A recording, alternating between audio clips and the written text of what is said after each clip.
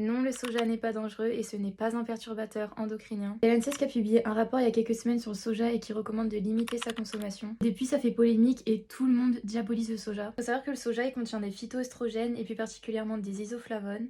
Et ces isoflavones, ils ont une structure qui est similaire aux œstrogènes, donc les hormones féminines qu'on a dans notre corps. Et c'est donc ça qui inquiète. Il y a des études qui ont été faites à propos des isoflavones sur les animaux et ça leur a tous causé des problèmes hormonaux. Et donc du coup, on en a conclu pareil à l'échelle humaine, sauf que c'est faux. Parce que la plupart des études menées jusqu'à présent, elles portent sur des cellules en culture ou des animaux de laboratoire et s'utilisent des fortes doses d'isoflavones, dépassant de plusieurs dizaines, voire des centaines de fois la consommation humaine moyenne.